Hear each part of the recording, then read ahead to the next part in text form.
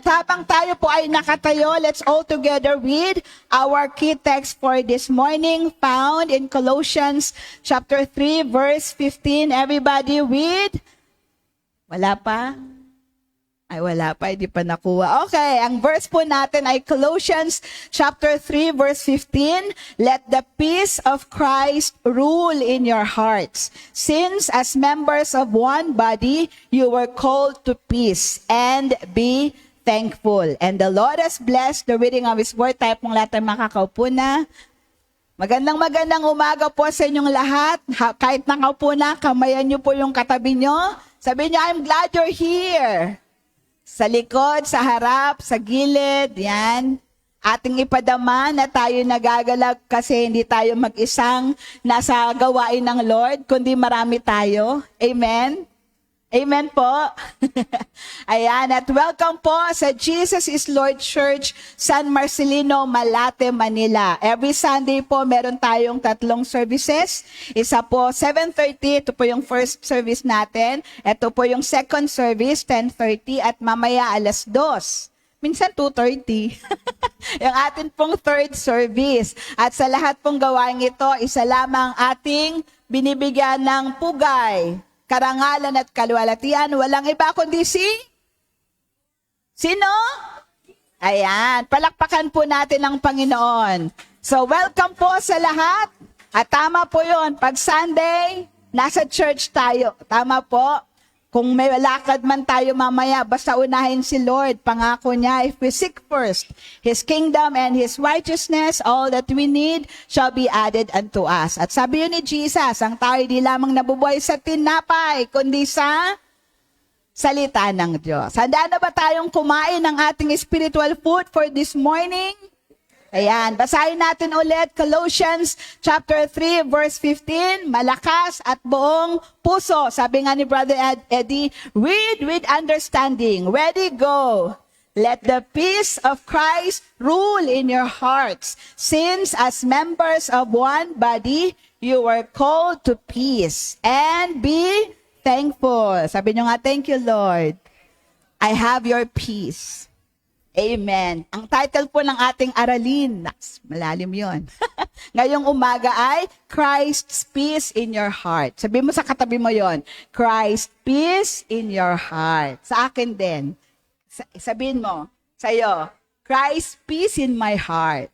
Meron ba? Meron?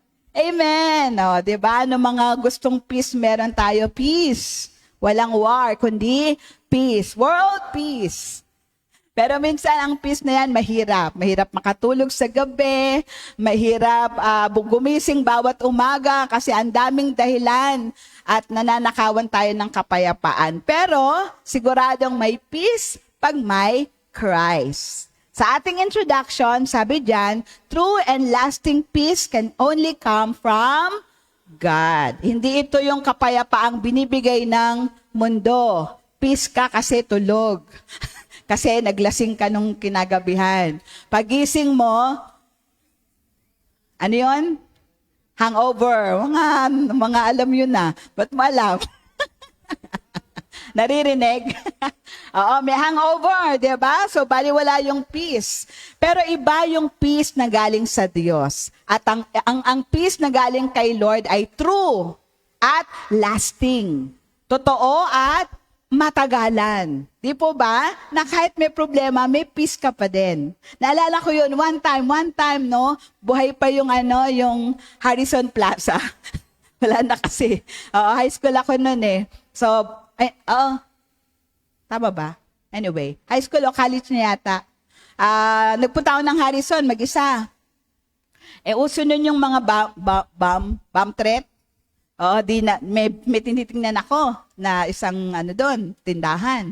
Maya-maya sa banda doon, sa bandang unahan, sa dulo, biglang may kaguluhan.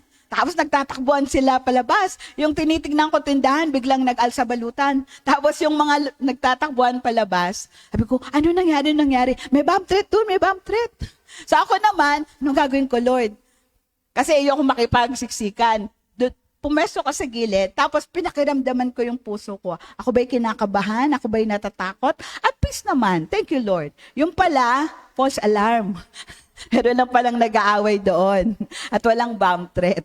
Amen po. So talagang ang daming dahilan bakit pwede kang matakot, mangamba, maging aligaga, pero pag meron kang Kristo sa puso, laging may kapayapaan. Tama po, bakit? Dahil ang ating Panginoong Hesus, He is called the Prince of Peace. Kaya if you have Jesus in your heart, sigurado meron kang kapayapaan. Amen po?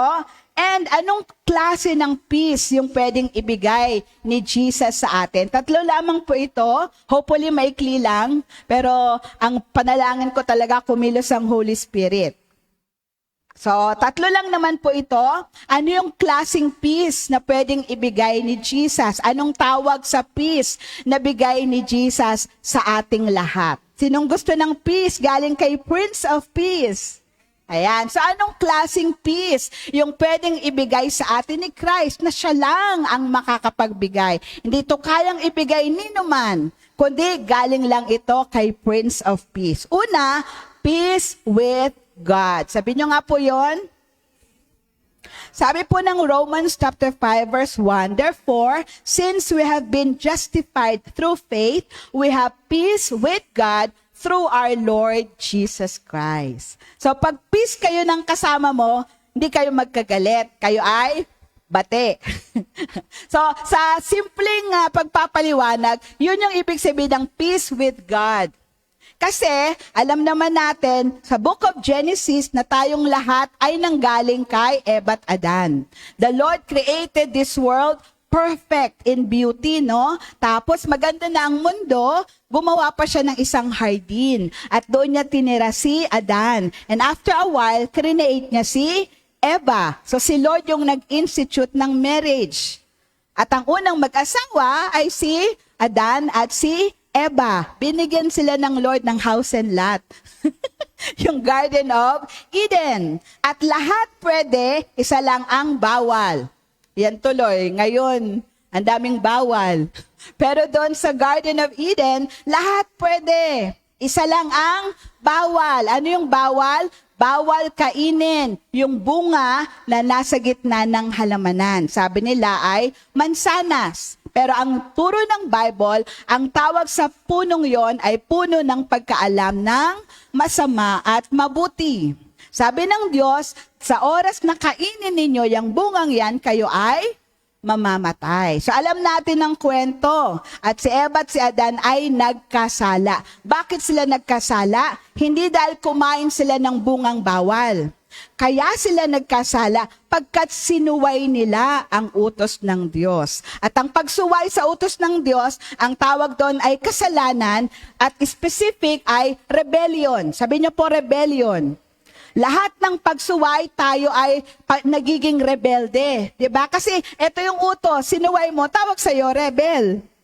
So dahil doon, ang tao ay napalayo sa Panginoon. Dahil ang Diyos ay banal at tayo makasalanan, doon pa lang sa Garden of Eden, pinalayas ng Diyos ang tao. Pero bago sila pinalayas, binigyan muna sila ng damit. Initially, ang damit na ginawa ni Adan at Eva, because their eyes were opened, ang sabi ng Bible, naging malisyoso na ang tao, dati inosente. Pero dahil nakapasok ang kasalanan, ang naging resulta, nagkaroon na ang tao ng malisya. Kaya ang kinuha nila, kumuha sila ng mga dahon, fig leaves, at yun yung pinantakip sa masiselang bahagi ng kanilang katawan. Nung pinalayan sila ng Diyos sa Garden of Eden, pinalitan ng Diyos ang kanilang damit. Ang pinalit ng Lord, ang tawag ay goat skin o balat ng hayop. Nang ibig sabihin, isang inosenteng animal ang namatay, nag-shed ng blood ang Diyos, and it was the blood of an animal para matakpan yung karumihan ng tao.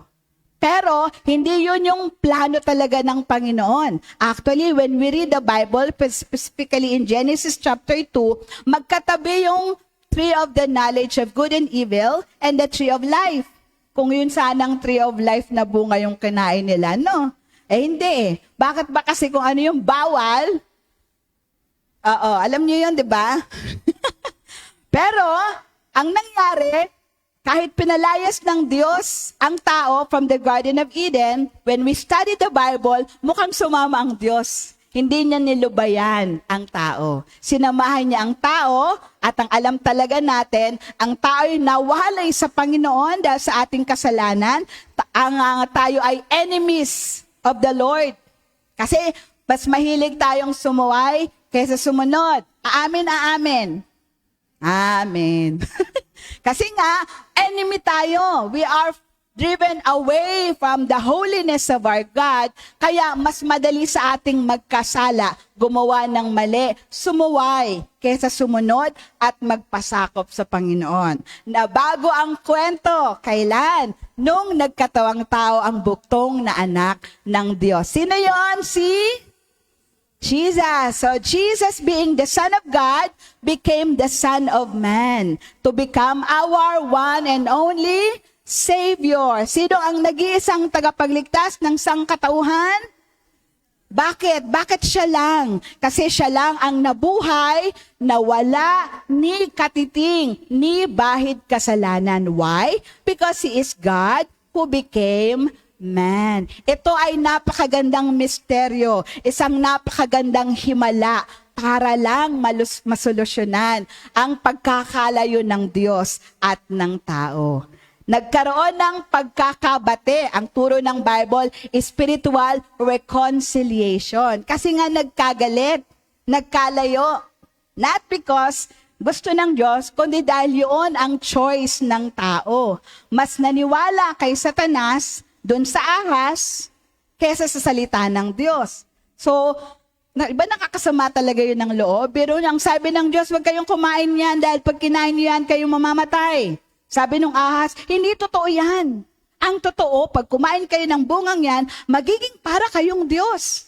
At alam natin, mas pinaniwalaan ni Eva yung sinabi ng ahas kesa sa sinabi ng Diyos. At maraming tao ganyan. Mas naniniwala sa sinasabi ng tao kaysa sa sinasabi ng Diyos. Meron akong nakakounsela noon, kabataan. Last year lang, one-on-one kami, no? Alam niyo bang sabi niya, mas naniniwala siya dun sa nabasa niyang libro about the underworld and all kaysa sa Bible. Kahit anong paliwanag ko, dun ko talaga tinuldukan eh. So ibig mong sabihin, mas naniniwala ka sa sinasabi ng tao kaysa sa sinasabi ng Diyos. Tagal niya sumagot. Oo. Wala na magagawa.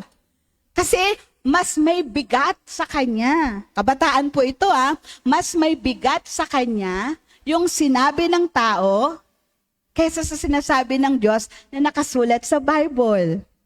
Parang si Eva lang, parang si Adan lang. Kasi doon naman tayo din galing eh. Amen po? Hanggang ngayon, ganun ang tao.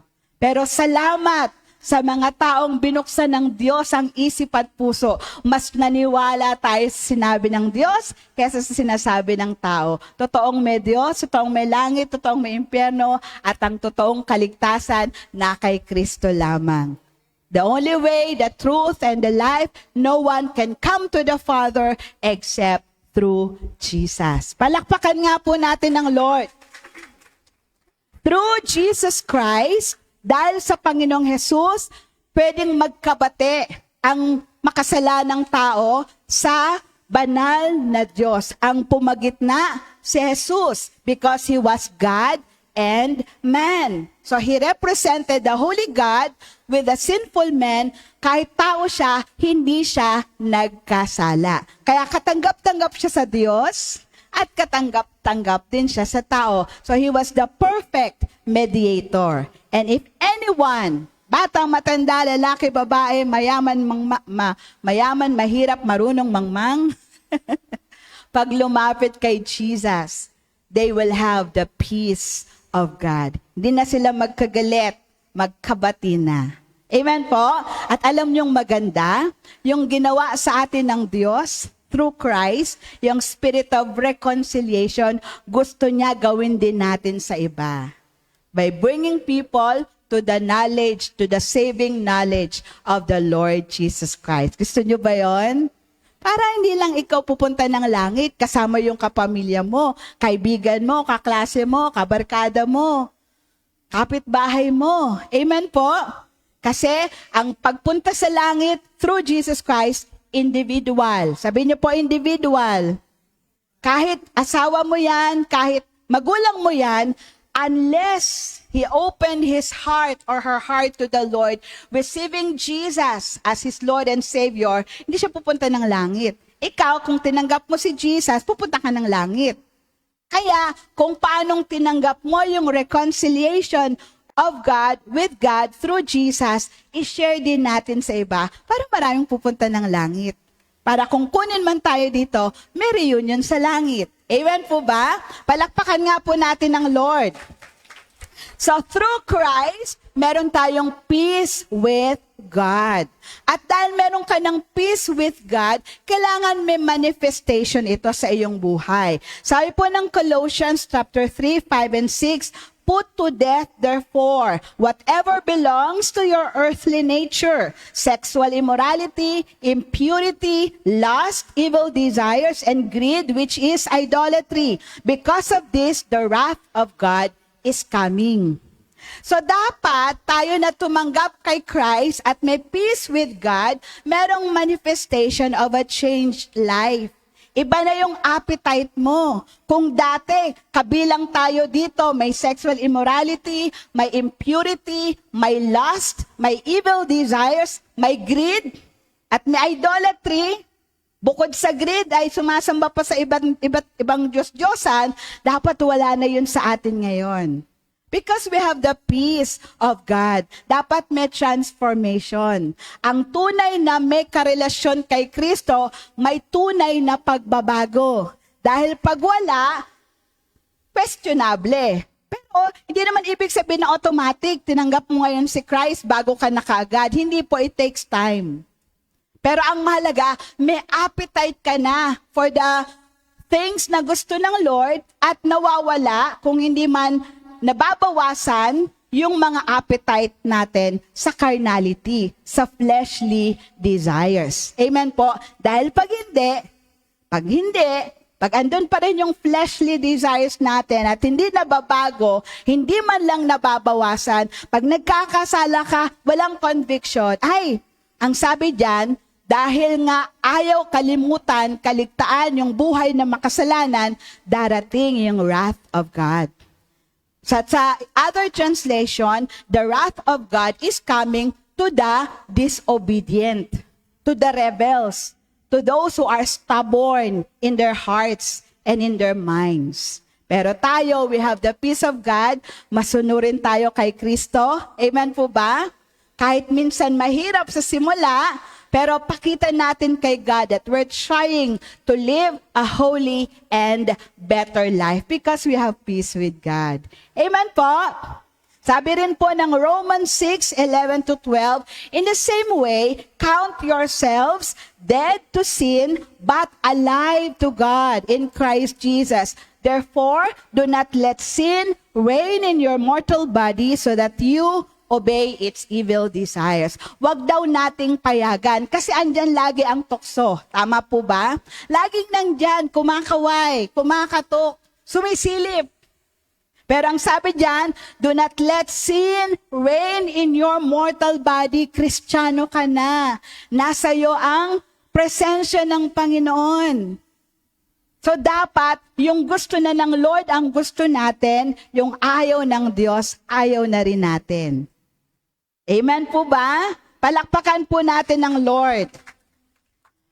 We should not allow sin to reign in our mortal body. Kaya kung meron kang kahinaan sa isang bagay, iwasan mo. Huwag mong sabihin, sige nga, subukan ko kung malakas na ako. Huwag mo lang ganon. Kasi, hindi mo alam yung, anong tawag doon? Yung frailty of man. At yung pagiging tuso ng kaaway. Sabi ni Jesus, be wise as a serpent. So, ang mga serpent, matalino daw, sabi ng Bible. Pero dapat mas matalino tayo because we have the mind of Christ. Huwag mong ilalagay yung sarili mo sa alam mong matetempt ka. Amen po? Nang sa gayon, ma-preserve mo yung peace with God. Dahil banal ang Diyos natin. At kung nais nating manatili ang presensya ng Panginoon sa ating puso't buhay, then let us do things that will please Him and avoid, resist those things that will displease Him. Para ang maranasan natin, biyaya at pagpapala, hindi pagpapalo. Dahil may pagpapala sa pagsunod at may pagpapalo sa pagsuway. Anong gusto nyo? Pagpapala, pagpapalo? Kung gusto nyo ng pagpapalo, di ayan. Pero if you want to receive the blessings, we should obey. Amen po ba? Sabi mo sa katabi mo, sumunod daw. Paano ba namin, Pastora, malalaman yung utos ng Diyos? Ito ang Biblia. Ito po yung manual of godly living, of holy living. Ito po yung manual in living a life that pleases the Lord. Hindi naman inaasahan ng Diyos that we will be perfect. Ang gusto lang ng Lord, nagpapaturo tayo, nagpapahubog tayo sa Diyos sa magitan ng Kanyang salita. And if ever na pumalpak tayo, and it's normal, kasi nga ang mundong ito ay punong ng temptasyon, pero let it not be an excuse to keep on doing that same sin over and over again. Dapat gumagraduate tayo sa ating mga kasalanan. And if there are things that we can do something about, gawin po natin. Alam ng mali, wag nang gawin. Itama ang mali sa magitan ng paggawa ng tama. Huwag itama ang mali sa pamagitan ng paggawa ng karagdagang mali. Amen po? I know and I believe na pagka tayo ay na kay Kristo, we have the wisdom, the revelation, the conviction of the Holy Spirit. Kailangan lang sumunod, tumugon. Nang sa gayon, yung peace with God natin manatili. Dahil pag nawala yung peace with God, papalit wrath of God. Ayaw natin ng wrath of God. Pag dumating si Jesus, at di ka nakipagbate, patuloy kang lumalangoy sa kumunoy ng kasalanan, pagdating ni Jesus, sa palagay mo, isasama ka? Malamang hindi. So it's either we choose to live with the peace of God, or we remain where we are, maiwan tayo. Ang rapture pa naman, once in a lifetime. Pag umihip ang trumpeta ng Panginoon at nabuksan ang langit, kukunin ang lahat ng mananampalataya ni Kristo. At pag di ka nasumpuang tapat, iwan ka. Pwede pa namang makapunta ng langit, pero pugot ulo. Tribulation. Pagdating naman sa langit, buo na yung ulo. Kanya lang. Mahirap magbaka sakali. Nung bata ako, kasi nga na-born again kami, nag-JIL kami, 10 years old ako, so naririnig ko ng teaching. So, bilang kampante ba, kasi alam mo, kilala mo yung sarili mo, di ba?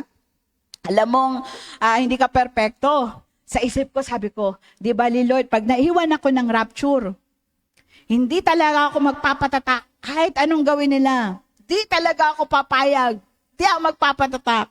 Hanggang sa may pastor na nagturo, sabi niya, huwag kayong pakampante, nakakayanin niyo yung yung tribulation. Kasi nga ngayong walang tribulation, lax na lax ka eh. Lalo na siguro sasaktan ka eh. Sabi, may pastor na nag-joke, paano yung pampugot ng ulo, blade? Danda. Tapos meron ding nagkwento na, paano kung ganito yung yung torture? Itakwil mo si Kristo. Hindi. Tatanggalin yung isang kuko. Yan, tumatagas na yung dugo. Anong sabi ko? Itakwil mo si Kristo. Hindi. Hanggang sa lahat ng kuko mo sa kamay at paa. Tinanggal na. Tindi mo, very good ka. Tapos maya-maya, lahat ng ipin mo, bubunutin, walang anesthesia. Ito pa ang pinakamalala, sabi ng pastor, babalatan kang buhay. Tapos lalagyan ka ng asin. kalamansi. Sisigang ka.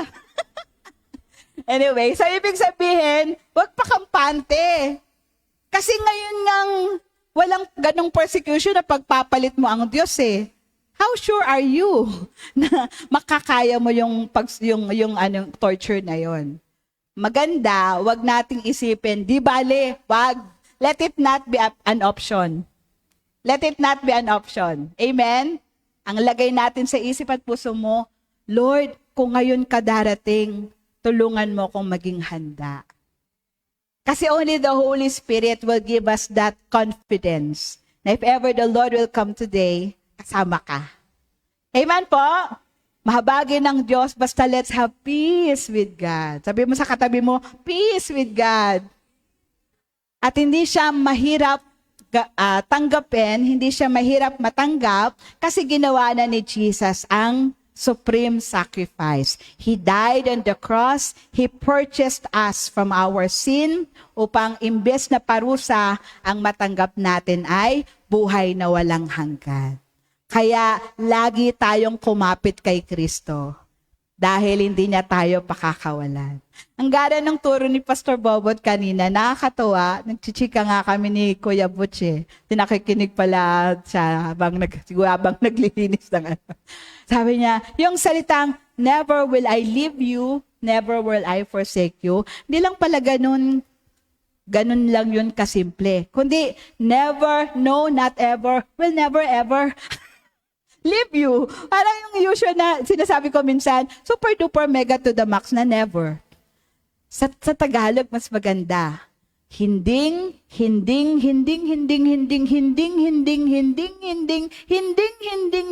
kita iiwan, sabi ng Panginoon. Ang sarap. Hindi tayo iwan ng Lord. Kaya, huwag ka rin mang-iwan.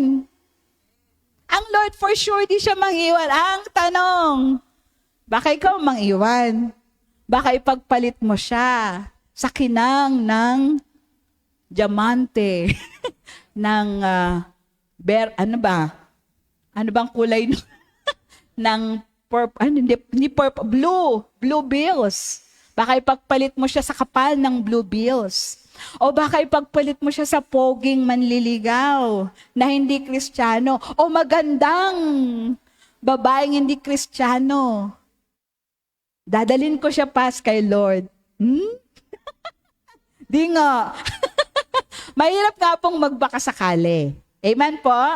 Basta let's maintain having the peace with God. Awayin nyo ng lahat kahit si Satanas. Wag lang si Lord. Lagi tayo dapat bati with God. Yung ating relasyon kay God through Christ, i-maintain po natin. Amen po? Palakpakan po natin ng Lord. Pangalawa pong, ang Panginoong Jesus lang ang makakapigbigay is peace within. Sabi niyo po, peace within. Or inner peace. Meron ba tayo nun? Sabi ng Philippians 4:6-7, do not be anxious about anything, but in everything, by prayer and petition with thanksgiving, present your requests to God. And the peace of God, which transcends all understanding, will guard your hearts and your mind in Christ Jesus. So inner peace. Kasi nga ang daming ginagawa ng kaaway para ka malito, matakot. Mga biglaang problema, biglaang pangangailangan, mga hindi mo inaasahan, pero wala ka mang control, nagugulat na lang tayo nangyari at nangyayari at pwede pang mangyari. So, kailangan natin merong inner peace. At si Jesus, sa Kanya lang tayo makakakuha, makakatanggap ng inner peace. Amen po? Kaya ang sabi diyan, imbes na matakot ka, mabagabag, magulumihanan, manalangin. Tumawag sa Lord. And nung inaaral ko ito, sabi ko, pwede ko bang Lord ibalik, isulat, yung tinuro ko nung first Sunday, first service. E di syempre sabi ng Holy Spirit, oo naman.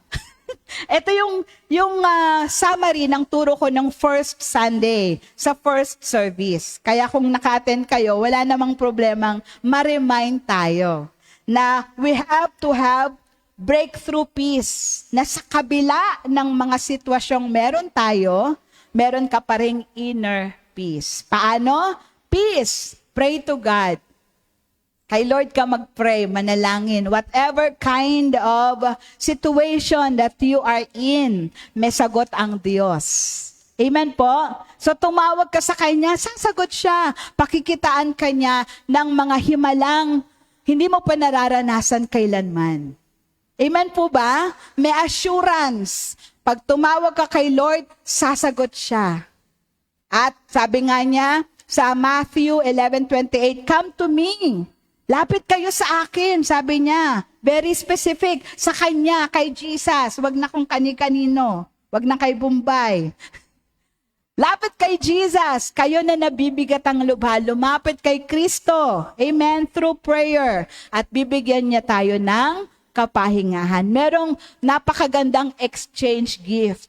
Yung worry mo, yung takot mo, yung fear mo, yung burden mo, papalitan niya. Sabi ni Jesus, "For my burden is easy and my yoke is light." Amen po? So pagka papasok pa lang yung takot, yung pangamba, feeling mo maaaligaga ka, kakabahan ka, kakabagan ka, pray ka agad. Buti na lang si Lord, di mo na kailangan ng appointment. 24/7, He is always available. Amen po? Palakpakan nga po natin ang Lord. Sabi ko nga nung first Sunday na yon, ang nag-imbento ng panalangin ang Diyos. Inimbento niya na ito ang panalangin. Tatawag ka sa Kanya, sasagot siya. Amen po? So pag tumawag tayo, yun yung gusto niya eh. Pagbigyan. Tayo yung lumapit at walang pangingiming lumapit. Dahil kung sino yung may kailangan, siya lumapit. Sino bang may kailangan? Tayo. So tayo lumapit. Wag na tayong mahiya. Wala naman tayo nun, joke. Wag na tayong mahiya kay Lord kasi love niya tayo. Amen po? So, P, pray. E, expose yourself to God's Word. Basa ka ng Bible. Sabi nga, dun pala sa prayer garden, ewan ko kung every third Sunday ay Gospel Sunday. Kaya sila naka-t-shirt na gospel verse. Nag-sorry si Pastor Bobot. Sorry hindi ako naka-gospel shirt. Di ko alam eh. Naka-t-shirt sila na verse kasi Gospel Sunday. Bakit? Kasi ang gospel, ibig sabihin ng gospel, good news. Walang bad news sa Bible. Kahit may mga bad people sa Bible, may mga imperfect people sa Bible, lulutang yung kabutihan ng Lord. May pag-asa. May pwede pang mangyaring magandang bagay. The Bible is full and is a book of good news. Kaya ang gusto niyo umaga pa lang, masaya ka na, basa ka ng Bible. Hindi umaga pa lang, balita ka agad na hindi maganda. Diba? So, umaga pa lang, pagmulat ng mata, langit nakatawa sa Bible. Hindi sa batibot. Sa Bible. Amen po? Unahin mo si Jesus. Matthew 6:33. Seek ye first the kingdom of God. Ito yun. Kingdom of God, righteousness of God, it's in His Word. At pag inuna natin, everything that we will need will be added to us. Amen po? So expose yourself to God's Word. Imbes na ang i-meditate mo yung problema mo, i-meditate mo yung mga pangako ng Panginoon. Hindi ka niya iiwan. At hindi ka niya pababayaan. Yun lang ang laking bagay na, diba? Kasama natin ang Diyos. Hindi tayo, ano yun? Hindi niya tayo iwan. Andyan siya parati. Sinlapit lamang ng dasal. Amen po? Letter A, para may breakthrough peace, kahit may biglang problema, associate yourself with God's people. Mas maganda, after mong mag-pray, magbasa ng Bible, hanap ka ng pwedeng prayer partner para magpag-pray yung situation mo. O kaya, hingi ka ng payo sa mga nagbabasa ng Bible. Mamaya, hingan mo ng payo yung walang relasyon kay Kristo. Malamang, anong ipapayo niya sa'yo? Diba? So, associate yourself with godly people. Mga taong may takot din sa Diyos. Para pag nagpayo sa'yo, biblical na pagpapayo. Amen po? Hindi joke-joke lang. At hindi lang yon, kundi ikaw mismo matututo ka. Kasi ang mga kausap mo, ang hihingan mo ng payo, meron ng mas malalim na relasyon kay Kristo. So yung natutunan nila from their experiences na ahead of you sila kay God, maitatransfer sa iyo yung learnings, yung wisdom, yung natutunan nila from their previous experiences. Ayaw mo nun, hindi ka na matututo the hard way. Diba there are lessons we learn the hard way? Kasi kung kailangan ka mo ng masaktan bago mo natutunan, pag nakikinig ka sa godly people, spare ka na doon sa pain. Kasi kwento na lang sa'yo na ito yung gawin mo para hindi mo maranasan yung sakit na naranasan ko ng mga panahong yon. Amen po ba? So, it will help na imbes na matakot ka, magulumihanan, mabagabag, magkaroon ka ng breakthrough peace when you associate yourself with God's people. Kaya laging umattend ng church. Kasi saan ba yung mga church people? Hindi nasa church. Nasaan ba yung mga lingkod ng Lord? Hindi nasa church. Punta kayo sa church. Huwag a-absent sa church. Amen po?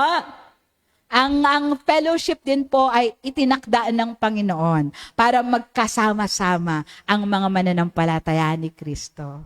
Naalala ko yung seminar noon ng 5 Steps to Christian Growth. Pag fellowship, ang illustration, yung pag nagba-barbecue ka, di ba nakakaluto pag maraming baga? Subukan mo daw alisin yung pinakabagang baga. Tama ba yung term? Yung pinakamapula. Sa kulumpo ng mga baga, alisin mo yun. Babalik yun sa pagiging itim. Kasi wala na siyang kasama eh. Pero kahit ang itim-itim niya, kasi uling eh. Pero sinama mo siya doon, ilang saglit lang, mamumula na siya ulit. So yun yung nagagawa ng fellowship. Nakakahawa yung init para sa Panginoon. Kaya let's be transferred with good spirits rather than associate ourselves with people na iko-corrupt lang tayo. Kasi sabi ng Bible, bad company corrupts good character. Ang bait mo sa church, no? Mabarkada mo naman pala. So it's either you win them for Christ, which is minsan imposible kasi mas marami sila, isa ka lang. 'Di ba? Ang mas malaking possibility mahatak ka nila. Pero pag mas marami kang barkada sa church, kabataan, mga nanay, mga tatay, barkada mo, mga church people, di pagka may problema, kayo nagpapalakasan. Amen po ba? Palakpakan nga po natin ng Lord. Try to be friendly, di ba? If you want to have friends, try to be friendly. Bawasan natin yung, wag tayong Zimbabwe. Alam niyo yung Zimbabwe? Zimbabwe. Pagtaos ng Simba, madaling umuwi. Wag makipag-fellowship muna tayo. Sa Sunday, diba, no, Sister Con? Sa Sunday, may life group. Sa Sunday, siguraduhin wag mo nang uuwi. Dahil meron tayong groupings. Magkakasama ang mga nanay, ang mga tatay, ang mga kabataan. Sama-sama. Para you can speak the same languages and maging kalakasan ng bawat isa. Kasi tayo magkakapatid sa Panginoon. Walang iwanan. Amen po? Dapat sama-sama hanggang sa pagdating ng Panginoong Jesus. Tama po? Palakpakan nga po natin si Lord. Parang humaba ako dito Letter C, confess, faith-filled words. Alam nyo, nung pinakigan ko yung turo ni Brother Eddie, hindi nagkakala yun. Nung same Sunday na yun. Wow, one heart, one spirit. So, confess, faith-filled words. Kesa kung ano mga lumalabas sa bibig mong mga negative, hayaan mong sa bibig mo lalabas yung mga positive. Hindi ba pagsisinungaling yun, Pastora? Kasi halimbawa yung anak ko, tamad mag-aral. Sasabihin ko, ang sipag mo talagang mag-aral. Hindi ba yon, sarcastic yon? Hindi ba pagsisinungaling yon? Hindi. When you speak it, make sure you believe it. Amen? At hindi ka nagsasalitang basa lang salita. you are prophesying, saying the word of the Lord. Itong anak kong ito, masipag to mag-aral. That's your declaration.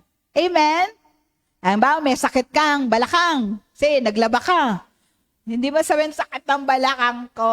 Sabihin mo, in Jesus' name, wala na itong sakit sa balakang na ito. In Jesus' name. Amen? So instead of confessing negative words, kontrahin mo yan. At ang salitain mo, mga positive, magagandang mga pangungusap, lalo na mga verses sa Bible, mga words na nakuha natin mula sa salita ng Diyos. Naalala ko, it was November 1, doon pa ako sa dating inuupahan ko. Doon sa dating inuupahan ko kasi, separate yung CR, maglalakad pa ako. So November 1, totoo ito, legit. November 1. Nawiwi ako. Ay, sorry. Kailangan lumabas. Tapos, alam mo yun, yung sa gilid ng mata mo, may madilim na human figure. November 1. Buti na lang may word of God.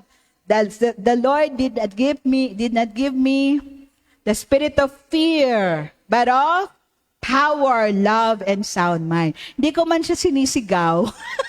Pero in my heart, nawiwi ako, kailangan magwiwi eh. Kailangan ng stasin ko. UTI naman yon. Amen po? So kahit na may nararamdaman ako somewhere there, hindi ako nagpatalo, kundi ang sabi ko, the Lord did not give me the spirit of fear, but of power, love, and sound mind. Paulit-ulit yan. Hanggang sa nakabalik ako sa room ko. Amen po? Kasi minsan ang takot nasa isip lang eh. Kaya dapat labanan mo rin sa isip pa lang. At ang pangkontra sa fear is the word of God. Kasi fear and faith does not stay in one place. It's either itataboy nung fear yung faith mo, o kaya itataboy nung faith yung fear mo. Kaya dapat meron kang faith-filled words, mga na-memorize mo na word of God, or kahit hindi per word by word na na-memorize mo, yung substance, yung thought. At makukuha mo yon pag lagi kang nakikinig ng word of God. Alam nyo, kasi nga sabi ko sa inyo, 10 years old pa lang ako, matin na kami sa Arroyo. Alam nyo bang, ang dami kong na-memorize na scripture, kakapakinig lang kay Brother Eddie. Kasi paulit-ulit yung verse niya. Kwentuhan nga ng mga pastor noon, merong nag-try sa isang preaching ni Brother Eddie, tinitake note niya yung mga verses. Yan, pag nagturo si Brother Eddie, maraming verses. Lalo na noon, wala pang PowerPoint. Lagang memorize ni Brother Eddie. Ngayon, di ba, tumitingin siya sa PowerPoint. Not that he forgets, kundi gusto niya makibasa tayo sa Word of God. Amen po? Kakarinig kay Brother Eddie. Ang dami kong na-memorize na verse. Amen? At ibig sabihin, ganun ka makapangyarihan ang salita ng Diyos. Alam niyo bang may mga patotoo noon? No read, no write. Natutong magbasa, magsulat, kakapakinig ng Word of God. Isa si Brother Ben Tablo, Jael Paco. No read, no write siya. Pero ngayon nagtuturo na rin. Pulpit minister na rin ng Jael Paco. Dahil makapangyarihan ng salita ng Diyos. Amen po? Palakpakan po natin ang Panginoon. And then letter E. Eagerly desire to live for God. Gustuhin mo. Mithiin mo. Pangarapin mo. Trabahuhin mo. Na mabuhay tayo para sa Diyos. Kaya kahit inaaway ka, hindi ako mag-stoop down to your level. Naks, may ganon. I live to please the Lord. Di ako papatol. Hindi ako patola. Amen? Ako yung pag binato ko ng bato, babatuin ko ng walang garapuan. Babatuin ko ng tinapay, pakikitaan ko ng magandang bagay yung mga umaaway sa akin because I want to live for God. And then you will have peace. Yung mga galit sa'yo, di nakakatulog sa gabi. Nagngingit sa galit. Pero ikaw, ang sarap ng tulog. Bakit? May peace. Dahil hindi ka patola. You don't go to their level. Tama ba? You don't go their level. No? Talagang iba ka. Kasi may Kristo ka. Amen po? Palakpakan po natin ang Panginoon. So, hayaan natin na yung peace within natin, ma-maintain din po natin. At yun nga, yung breakthrough peace yung gawin natin. Let's pray, let's expose ourselves to God's Word, associate with God's people, confess faith-filled words, and eagerly desire to live for God. Para yung peace within, the inner peace, na galing kay Christ, ay manatili. Alam nyo naman, halimbawa ngayon, no, nagturo ako. Bukas, nakalimutan nyo na to. Maniwala kayo. Lalo na di kayo nagsusulat. Hindi rin kayo nag-picture ng PowerPoint. Naku, makakalimutan nyo yan. Diba? Diba? Buti na lang, yung turo, parang paulit-ulit. Pansin nyo? Totoo naman eh. Laging back to the basic. Magbasa ka ng Bible, umattend ka, mag-pray ka. Lagi ang lalabas during preaching. Panghawakan mo yung relasyon mo kay Kristo. Huwag mong papayagang nakawin ang salita ng Diyos sa puso mo. Paulit-ulit, iba't iba lang yung ano. Pero dun ang tumbok. Kasi nga we tend to forget. Pero pag paulit-ulit, parang nami-memorize na rin. Sino nagbasa ng Bible kaninang umaga? Oh, 'di ba? Kahit pa paano nung una, hindi eh. Sino nag-pray kaninang umaga pagising? Ayan, 'di ba lumalakas? Hanggang sa maging ano na siya, lifestyle. Kasi Christianity is not part of our lives. It is our life. So wherever we are, we should behave as Christian. Yung sa katabi mo, behave. Amen po. So, i-maintain natin yung peace with God and peace within us. The inner peace na only Jesus can give us. Amen po. Pangatlo, peace with others. Sabihin mga sa katabi mo, peace be with you. Peace be with you. Alam mo yung kwento ko dyan, di ba? Kasi nga noon, malapit kami sa Baclaran eh. So, lagi kaming taong simbahan. Lalo na pag Wednesday. Si Papa ko relihiyoso eh. Bata ako noon. Malay ko ba ang sinasabi? Di ba? Magbatian kayo. English pa yun eh. Si Baclaran, English eh. Greet one another. So, ang pansin ko lang, wala pa akong muwang eh. Gumagano sila. Tapos, may sinasabi. Malay ko ba ko nang sinasabi? Nakigaya lang ako. Okay, greet one another. Oh,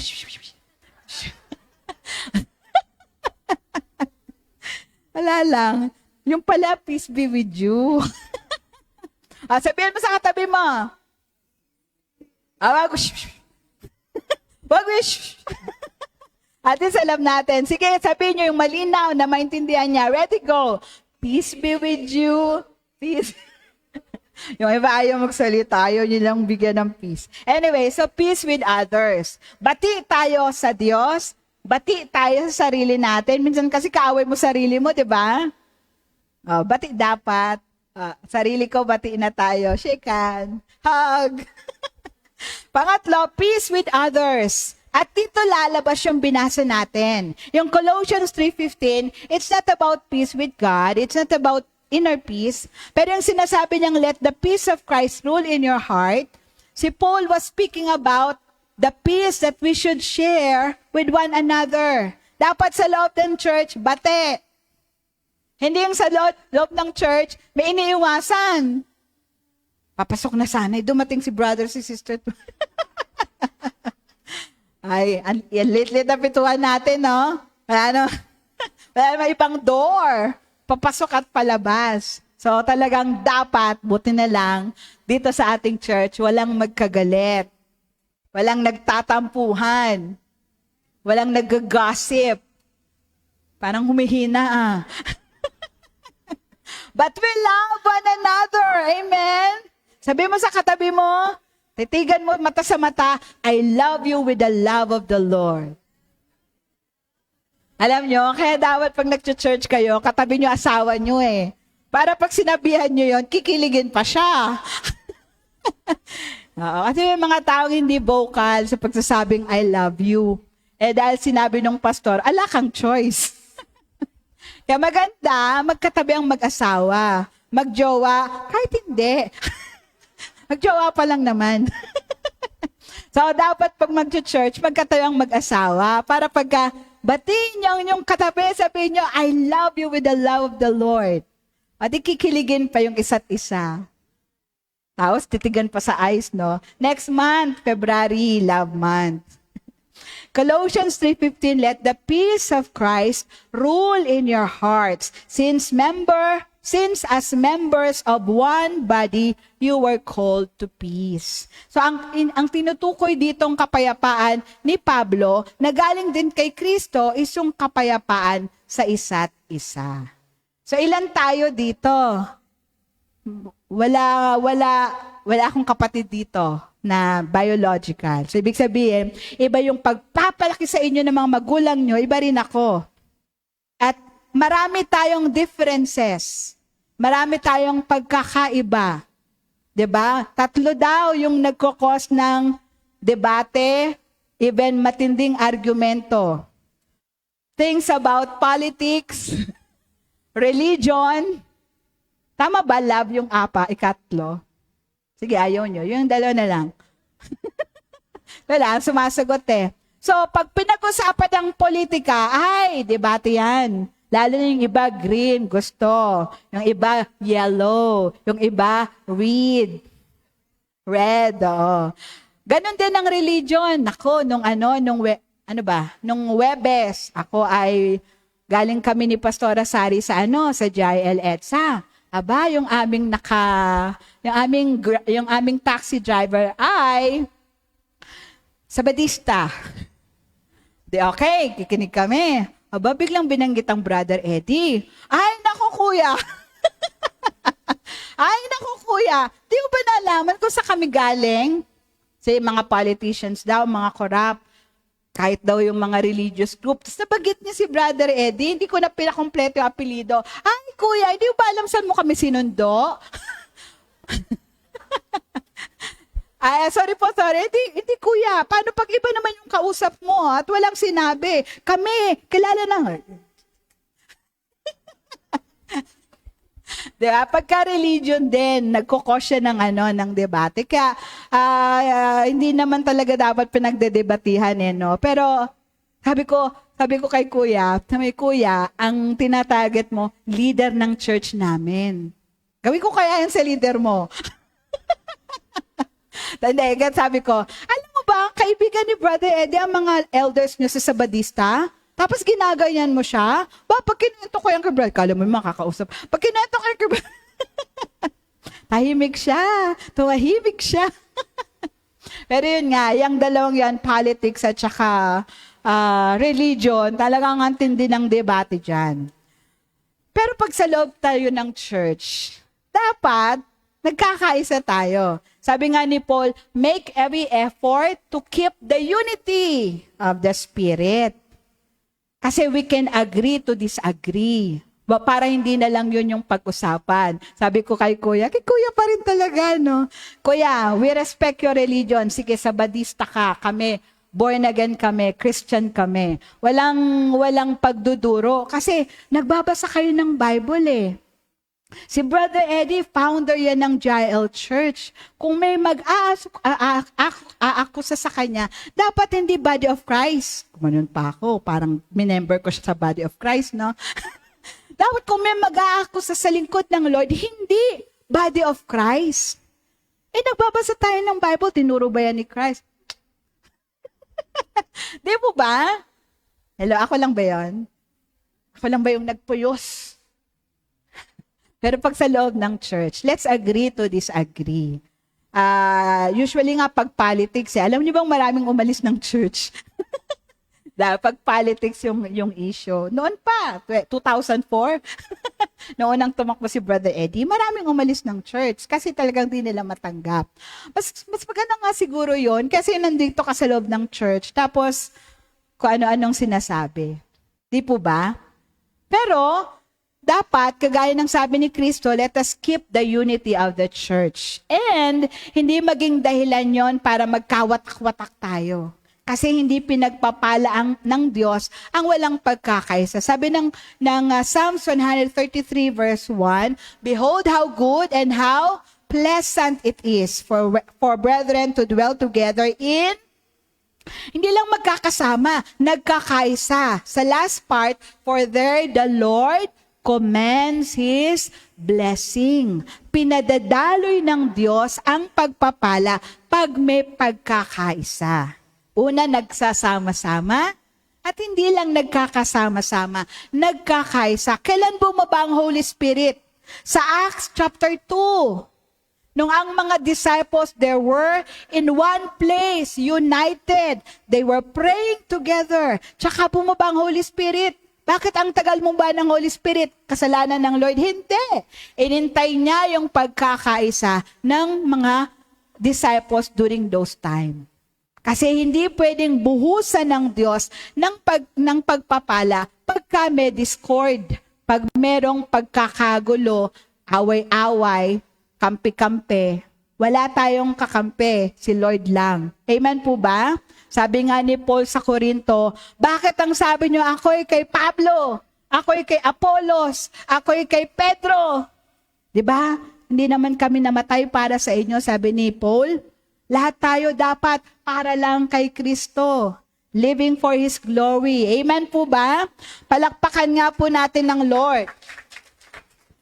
So, pag binasa natin yung Colossians chapter 3, kasi yung Colossians chapter 3, mula verse 1 hanggang 14 yata, is yun nga, yung holiness or yung unity within the body of Christ doon sa Colose. Hindi naman sila ganun pasaway kagaya ng Korinto. Kaya lang nire-remind sila ni Paul na kailangan i-maintain yung peace with God, yung peace within, and tsaka yung peace with one another. Kaya ito yung sabi niya sa chapter 3, 8 to 10. Sige nga, basahin natin ng sabay-sabay. Ready, go.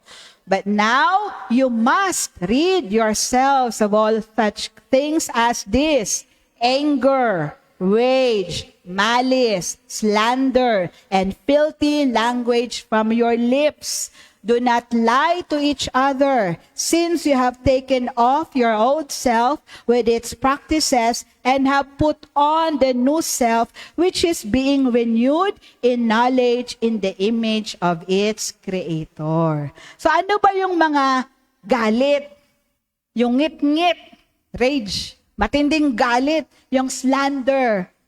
Di mo man sinuntok, yung man binugbog, pero ini-slander mo siya yung kanyang pagkatao.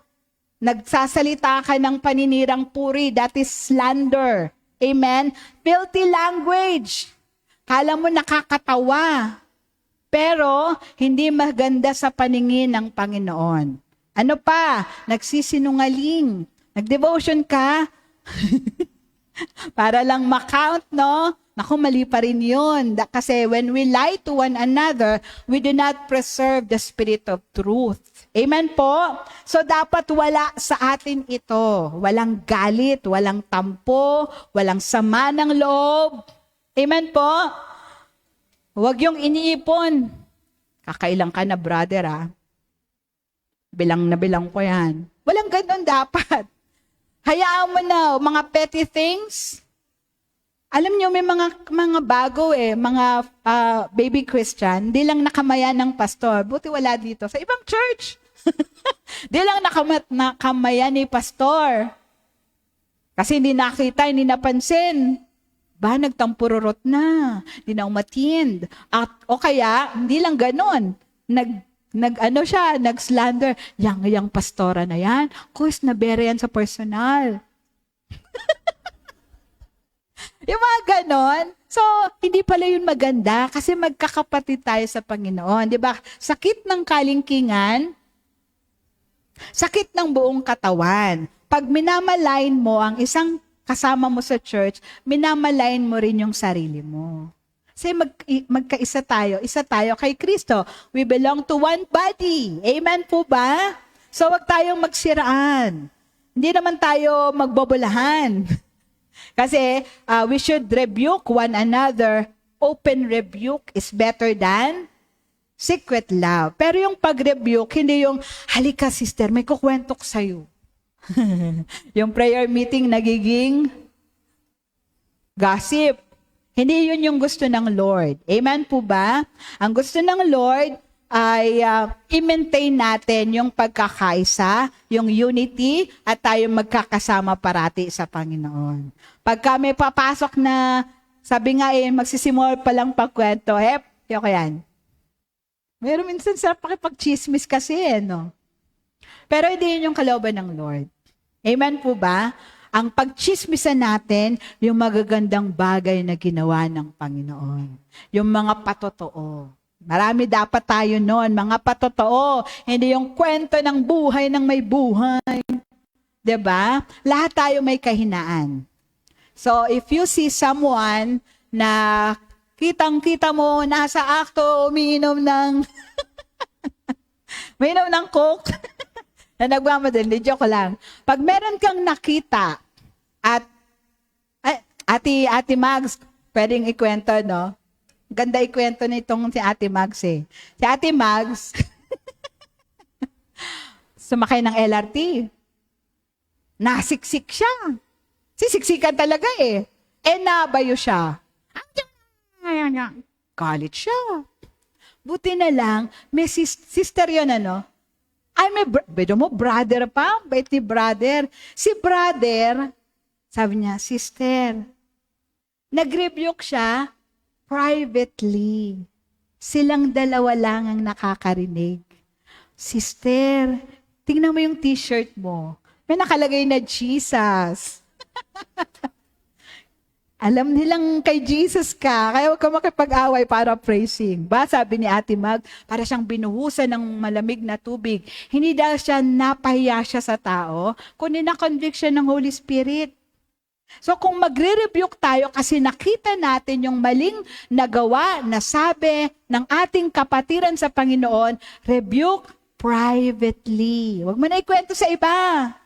Kinukwento mo kaya, pastora? Hindi ko kinukwento, hindi ko chinichismis. Pinapatotoo ko. Parang ayaw nyo Chismis ba to? Oo daw.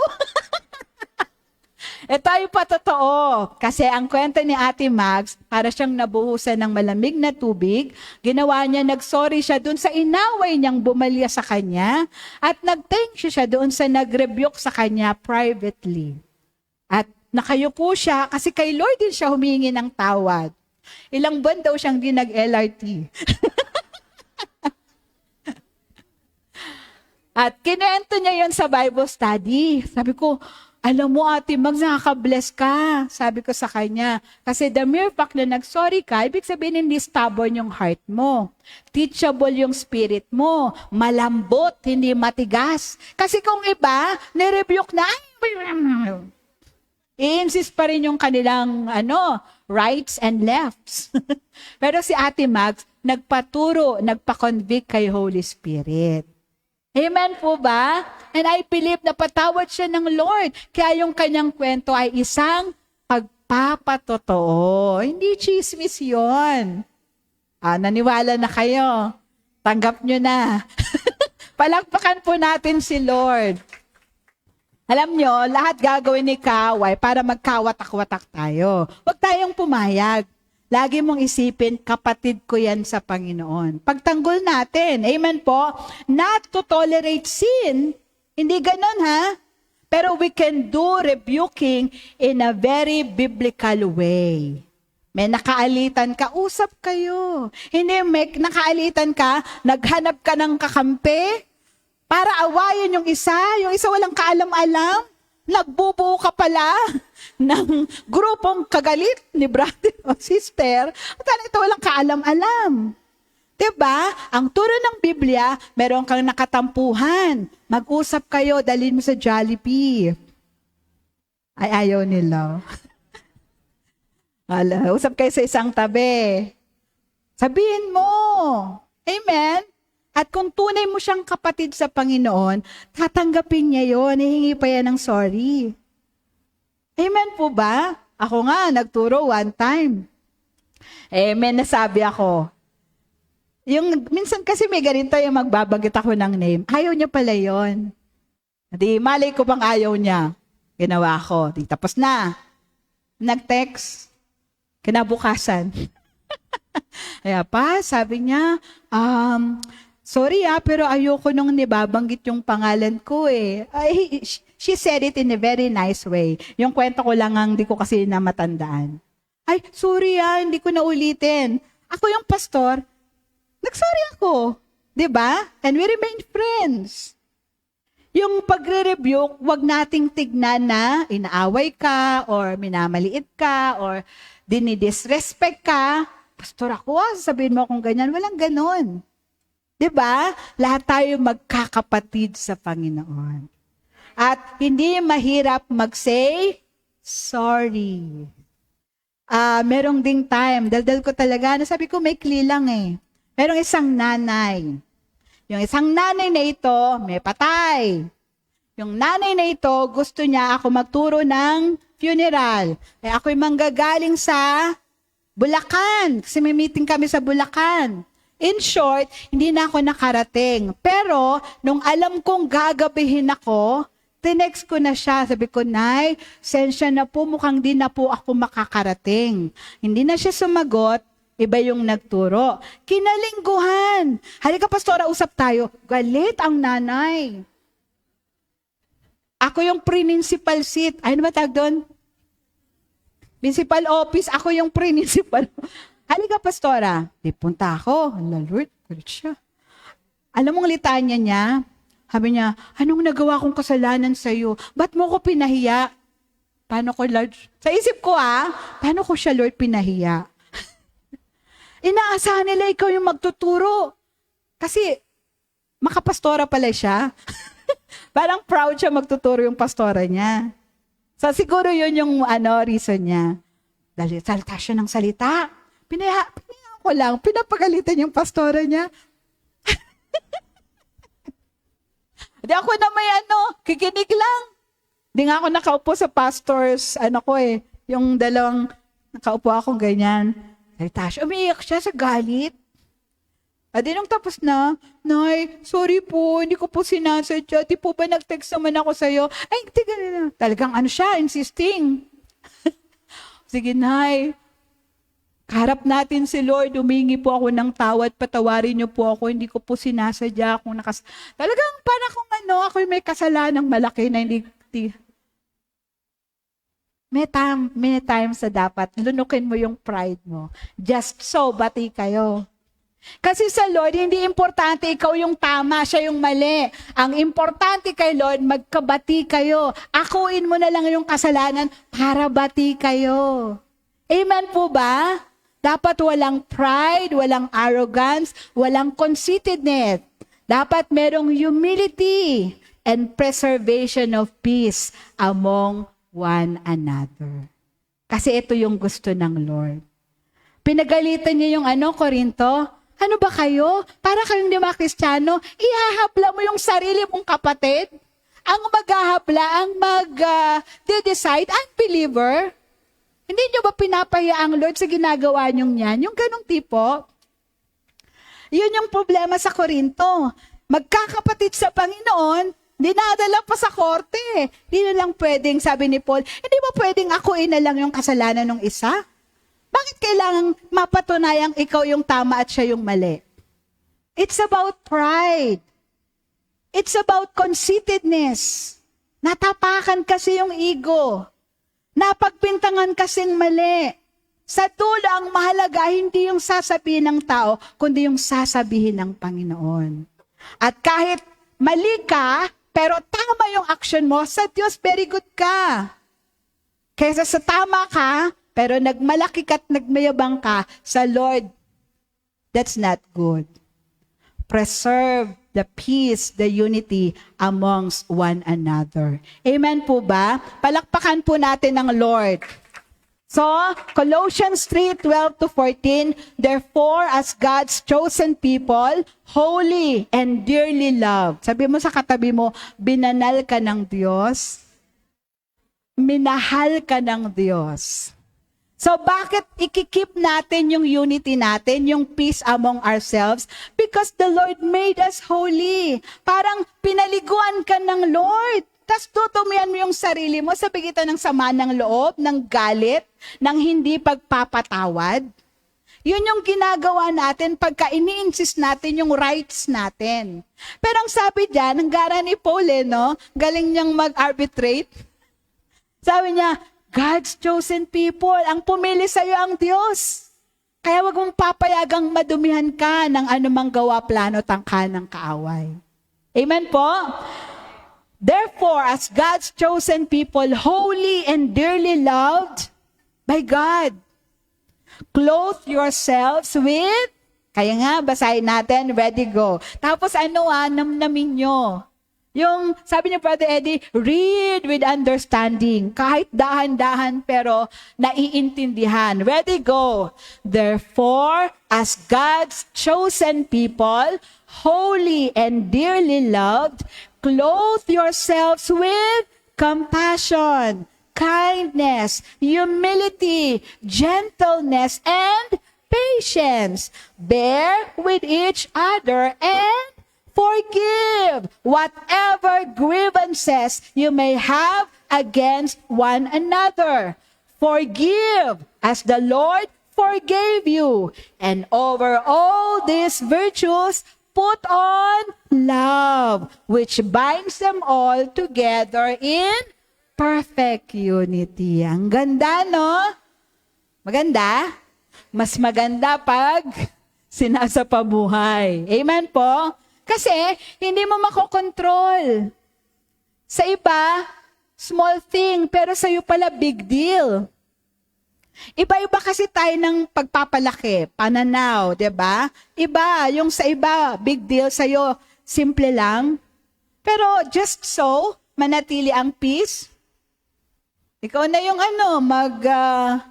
mag-bow, mag-stoop down for the purpose of maintaining unity sa loob ng church. Ang gara, magsuot tayo. Ang isuot natin, compassion. Maawa tayo. Imbes na magalit tayo, lawakan natin yung pangunawa natin. Amen? Malay mo, mainit ng ulo niya kasi napagalitan or natapakan yung kanyang kalyo kaya may ulo. So, laging may pinanggagalingan. Amen po? So, compassion, kindness. Kung hindi sila kind, ikaw na lang yung maging kind. Amen po? Be humble. Huwag mo nang i-insist yung rights mo. Left ka na lang.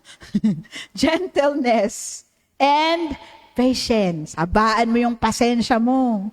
Hindi, pastora, nasa dulo na ng PC. Hindi, ma-stretch pa yan. Bilang kang 1 to 10. 1, 2. Oo. Tipin mo, matutuwa si Lord pag you hold your anger. Diba? At you remove that anger. Bear with one another. Diba? Yun dun siya mahina eh. Intindihin mo na lang. Si diba, parang pag nagkwento yung isa, sa isip mo, yan lang? Bibigay ka na? Kasi nga iba-iba tayo ng kapasidad. Merong pag namatayan, kaya ng 1 buwan. Pero may namatayan, taon. Iba-iba. And we are not to judge one another, kundi to be patient with one another. Bear with one another, forgive. Sabi mo sa katabi mo, I forgive you. Di ba? Mas maganda pag mag-asawa magkatabi. Pinatawad din ako. Para hindi nag-uusap. Pero pag sa church magkatabi. Anyway, so forgive. Anong klaseng pagpapatawad? Salita lang. Forgive as the Lord forgave you. Diba? When the Lord forgives, He forgets. Merong verses sa Psalms, buti na lang, Lord, you do not record. You do not keep a record of our sins. May kanta pa nga yun eh. Kaya lang mataas ka, hindi ko makanta. Na Lord, kung kung tinatago mo yung listahan ng mga kasalanan namin, sino kayong makakatayo sa harapan mo? Buti na lang, hindi. Because when God forgives, ganun din daw tayo magpatawad. Hindi naman sa magpapaabuso tayo. You can keep your distance, pero andun yung totoong pagpapatawad. Hindi yung pinapatawad na kita, huwag ka na lang magpapakita sa akin. Nasa church nga kayo, magkikita kayo. Diba? So, forgive, let go of the grievances, pero make sure na hindi na siya magkakaroon ng chance to repeat that same mistake again. Kasi dapat, tayo, wise. Hindi naman, ano bang magandang term? Yun. Kasi pakakaabusuhin. Inutangan ka. Oo. Sige, pinapatawad na kita. Ay talaga, pautang ulit. Huwag ganon. Forgive as the Lord forgave you. And over all these virtues, put on, hindi nagbabasa. Put on love. Mas malakas. Put on, which binds them all together in perfect unity. Sabi ni Peter, love covers a multitude of sin. May mag-asawa, to the point of separating. Pa-counsel sa akin. Kung ba't ba sa akin to nagpa-counsel? Wala naman ako asawa. Pastora, kasi nahuli ko siya at umamin siya. Lalaki to Nahuli ko ang aking asawa. Umamin siya. Meron siyang lalaki. Talaga, sa isip ko. Ang gagawin ko di. Umiyak siya, lalaki siya umiyak. Hindi ko talaga, pastora, matanggap. Galit na galit ako sa kanya. Pag nakita ko lalaki, hindi ko suntukin. Ganyan, galit na galit siya. Hindi ako siya magsalita. Sige bro, ganito na lang. Mahal mo pa ba yung asawa mo? Hindi ko alam pas eh. Sobrang sakit ng ginawa niya sa akin. Nagtatrabaho sa ibang bansa, ganyan. Sige, palitan ko yung tanong, kaya mo ba siyang mawala sa buhay mo? So, galing. Buti na lang dyan si Lord. Hindi siya nakapagsalita. Iyak siya. Banat ako. Alam mo kasi bro, sabi sa Bible, what God has put together, let no man separate. So, hindi kita papayong hiwalayin ng asawa mo. Ang tanong ko lang, kaya mo ba siyang mawala sa buhay mo? Kasi kung di mo siya kayang mawala, ibig sabihin, mahal mo siya. At kung mahal mo siya, sabi ng Bible, di ko nga alam mga verses love covers a multitude of sin. Dahil hindi mo siya kayang mawala sa buhay mo, tiyagain mo siya. Alam yung term ko.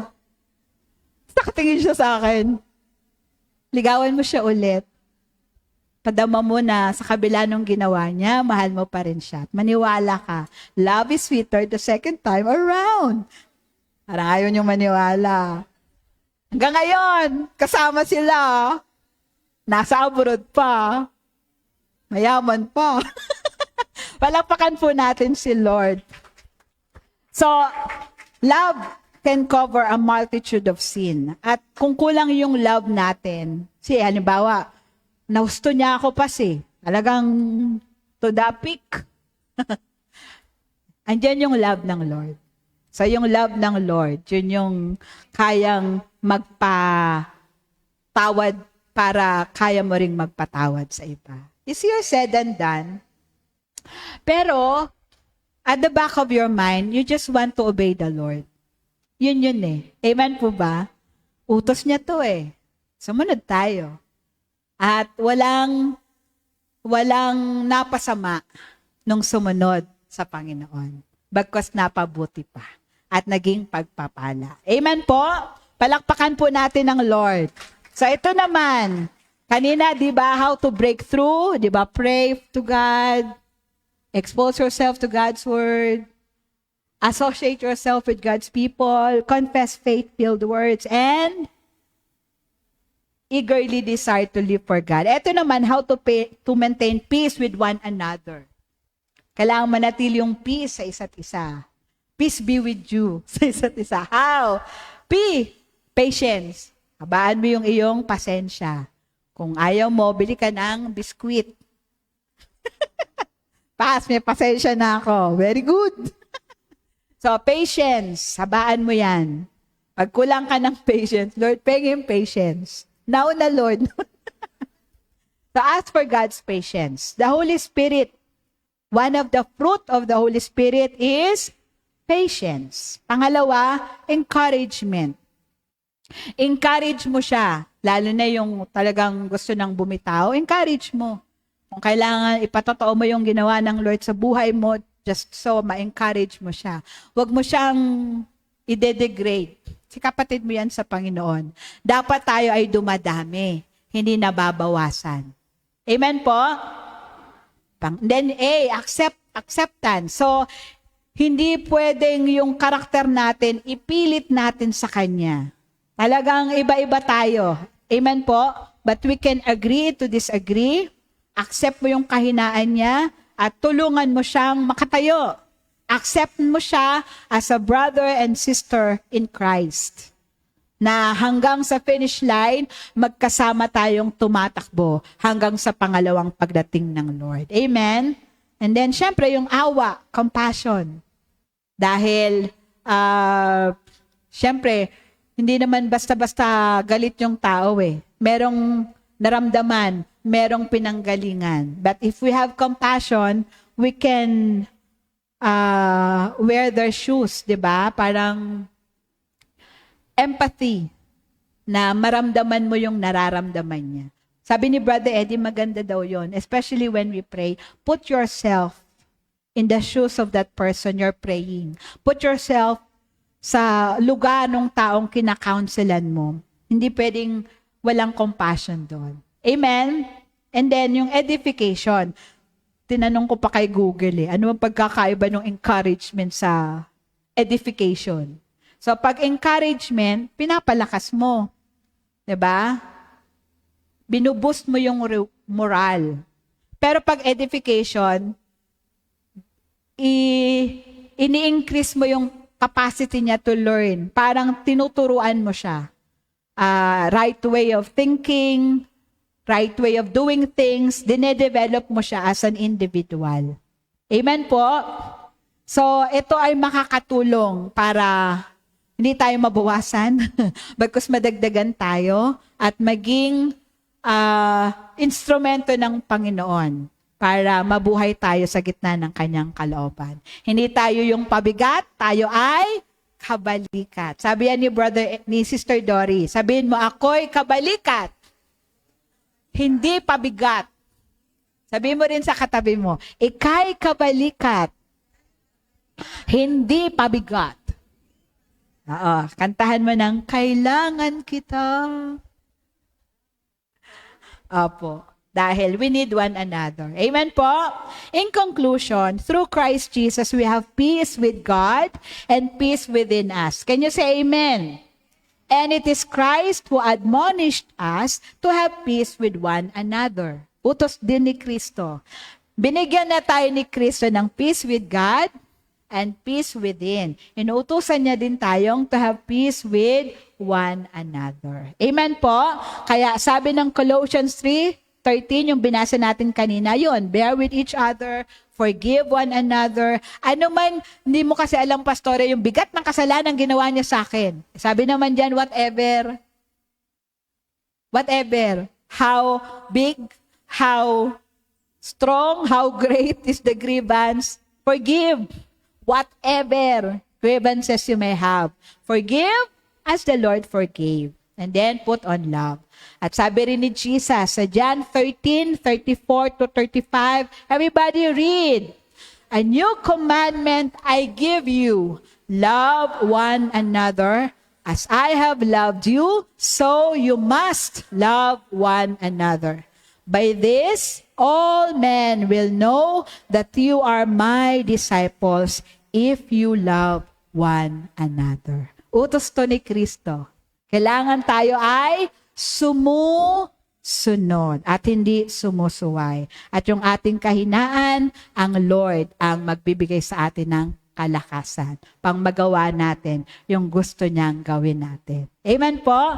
Maintain our peace with God, our peace within, and our peace with one another. Palakpakan po natin si Lord at tayo pong lahat ay tumayo ngayon pong umagang ito. Let's bow our head and close our eyes. Salamat po, Panginoong Hesus, sa iyong mensahe at salamat dahil tinanggap po ito ng iyong mga anak. We pray, Lord, na turuan mo kami na maisakatuparan ito. Minsan, Lord, kadalasan di namin kaya sa aming sarili, especially with regards to our relationship with other people, kahit pa sa loob ng church. But we thank you because the Holy Spirit can give us His breakthrough peace.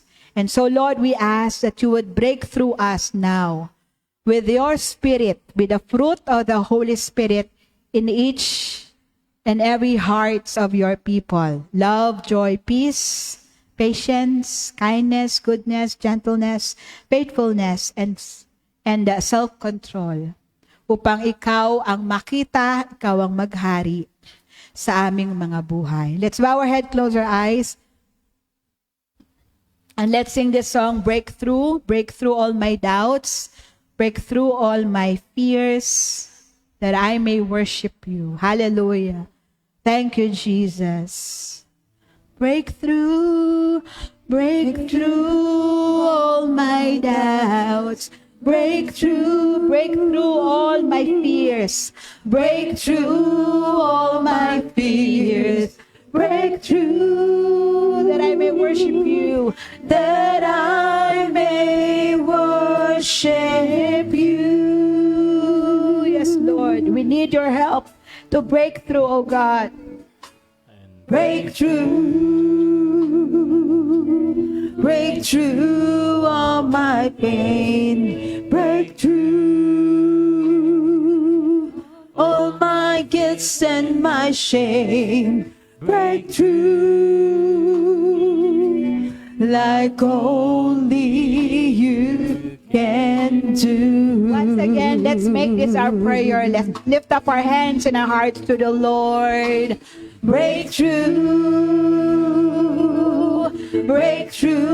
all my doubts, break through all my fears, break through, that I may worship you. Yes, Lord, remove every blockages in our hearts, break through, Lord, break through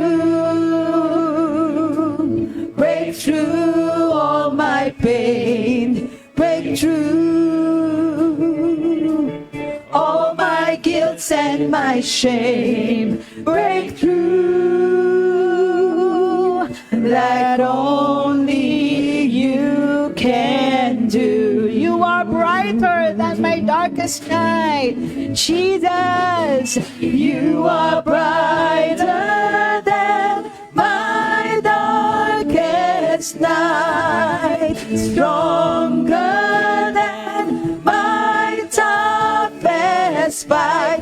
Just one touch from you, my King, my friend, and I'll never be the same. You are brighter than my darkest night, stronger than my toughest fight.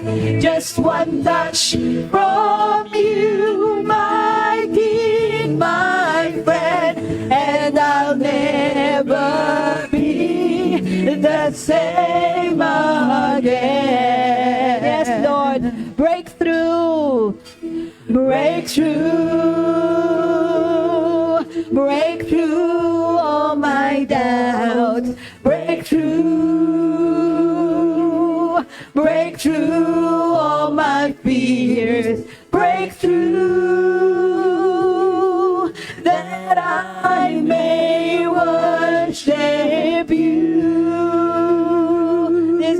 prayer, God. Breakthrough in us, oh God. Breakthrough. Breakthrough all my pain. Breakthrough all my guilt and my shame. All my guilt and my shame. Breakthrough like only you can do. For you are brighter than my darkest night, Lord Jesus. You are brighter than my darkest night. Stronger than my toughest fight. Just one touch from you, my King, my friend, and I'll never be. You are brighter, Lord. You are brighter than my darkest night. Stronger than my toughest fight. Just one touch from you, my King, my friend, and I'll never be the same again.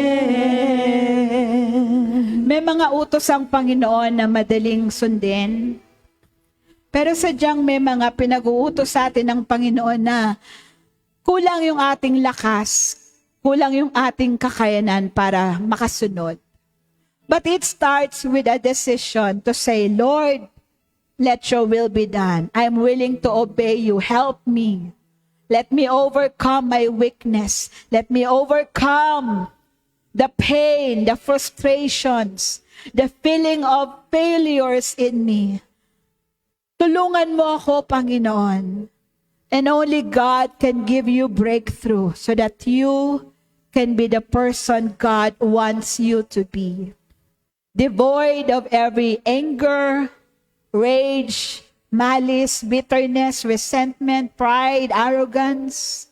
Only the Lord can do a miracle of a transformed life in us. And He can do it if we will ask Him. Sa sarili natin, di natin kaya, pero kaya ng Diyos. And so we will ask the Lord, God, do the breakthrough in me. Just one touch from you, Lord. Just one touch from you. Your love, your forgiveness, your peace. Let it envelop me now. I want to break through so that I can be the person you want me to be. If that is your prayer now, then say it to the Lord. Hayaan nating lalabas tayo sa lugar na ito, malaya, magaan ang pakiramdam, wala nang galit, wala nang sama ng loob, meron lang kapayapaan galing sa ating Panginoong Jesus. You can do it. You can say your prayers to the Lord and He will answer you, even beyond your abilities to think, to pray, to imagine. If you can picture that person na nagbigay sa'yo ng sama ng loob, wala man dito sa church, a member of your family, a friend, katrabaho, kaklase, picture that person now, yung nakasamaan mo ng loob, nakaaway mo, nagbigay sa'yo ng malaking problema, bigat. As you picture that person now, in the name of Jesus, release forgiveness, breakthrough by speaking forgiveness to that person. In your mind and in your heart, say, sa pangalan ng Panginoong Jesus, pinatatawad kita. Sa pangalan ng Panginoong Jesus, pinapalaya kita mula sa aking galit, ngit-ngit, at paghihiganti. Hindi madali, pero andito ang Panginoon. The presence of the Lord is in this place. And He is the one giving us the strength to forgive, to forget the former things, to not dwell in the past, so that the Lord will unleash His blessings, His new things in us. Hallelujah. Hallelujah. Oh yes, thank you, Holy Spirit. Allow the Holy Spirit to touch your heart and your mind. The Lord's healing touch is flowing. His love is embracing us. Receive it now. Choose to forgive. Choose to be at peace with one another. For this will please the Lord. Hallelujah. You are brighter than my darkest night, stronger than my toughest fight. Just one touch from you, my King, my friend, and I'll never be. And then lift up your hands to the Lord. You are brighter than my darkest night, stronger than my toughest fight. Just one touch from you, my King, my friend, and I'll never be the same. You are bright. You are bright. Come on, sing this song, and we sing praise from the Lord. Hallelujah. Yes, we believe. We receive your breakthrough, Lord Jesus, and we shall never be the same again. Hallelujah. Oh yes, thank you, Lord. You are brighter than my darkest night, stronger than my toughest fight. Just one touch from you, my King, my friend, and I'll never be the same again. You are brighter than my darkest night, stronger than my toughest that you need from the Lord, who is our King, my friend, and I'll never be the same again. Just one touch from you, my King, my friend, and I'll never be the same again. Just one touch from you, my King, my friend, and I'll never be the same again. Just one touch from you, my King, my friend, and I'll never be the same again. Let's bow our heads. Yumuko po tayo sa presensya ng Panginoon. And receive the loving touch of our Heavenly Father, touching us. You have the peace of God in Christ Jesus. You have the peace within because you are in His presence. And now, receive the peace of Jesus. So you can be at peace with one another. Just one touch from you, my King, my friend, and I'll never be the same again. If you want a touch from the Lord, come to the altar. Mabilis. If you want the touch from the Lord, come to the altar. A touch of love, a touch of forgiveness, a touch of a new beginning, a touch of forgetting the past and availing yourself of the new thing of the Lord. Come to the altar. Hallelujah. Oh, the love of the Lord, the grace of God, the goodness of our Savior, regardless of who we are and what we have done, His love remains. His goodness remains. He is faithful, even though we are faithless. We have a good God. We have a gracious Father. We have a loving Savior who loves us just as we are. And He is changing us, transforming us from glory to glory to the image of His Son, the Lord Jesus, so that we will be worthy of Him.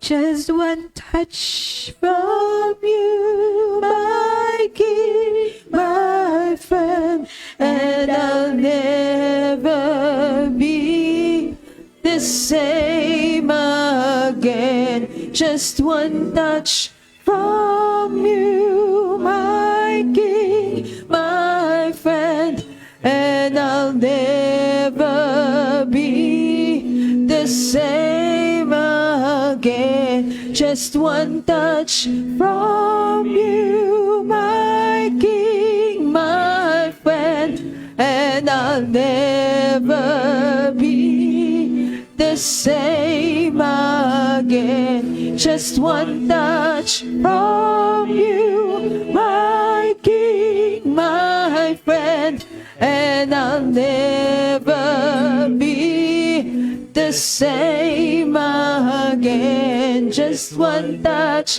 from you, my King, my friend, and I'll never be the same again. Just one touch from you, my King, my friend, and I'll never be the same again. Just one touch from you, my King, my friend, and I'll never be the same again. Just one touch from you, my King, my friend, and I'll never be the same again. Just one touch from you, my King, my friend,